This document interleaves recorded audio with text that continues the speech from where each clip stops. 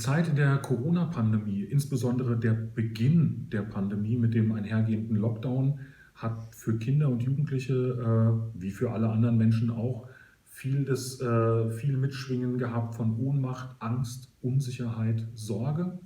Ähm, Kinder konnten die Jugendhilfeeinrichtung, konnten ihre Wohngruppen nicht verlassen, waren isoliert von ihren Freunden, konnten Familienangehörige nicht besuchen und waren in Sorge um Familienangehörige.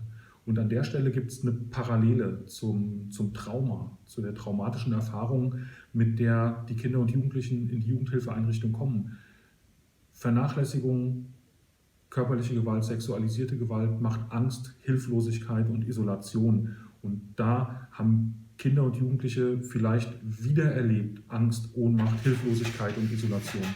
Und es gibt einen wesentlichen Unterschied in dem Erleben, wie gehen wir um mit Angst, Isolation und Ohnmacht, mit den Folgen von Trauma.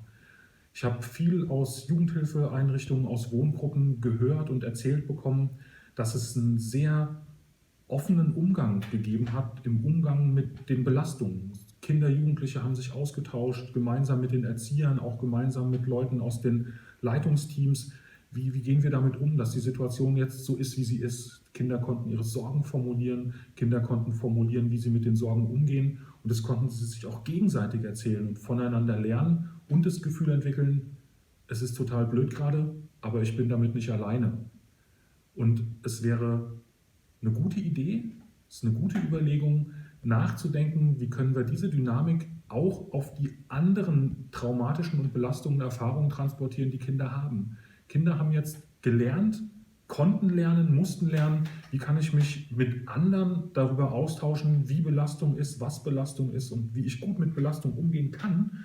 Und vielleicht gelingt es jetzt auch, das auf die eher tabuisierten Belastungen umzulenken oder auch für die tabuisierten Belastungen zu nutzen. Wie kann ich reden über Gewalt in Familie? Wie kann ich darüber sprechen, was ich erfahren habe? Wie kann ich darüber sprechen, wie ich damit umgegangen bin und das möglichst gemeinsam in einer Gruppe von Menschen, denen ich trauen kann?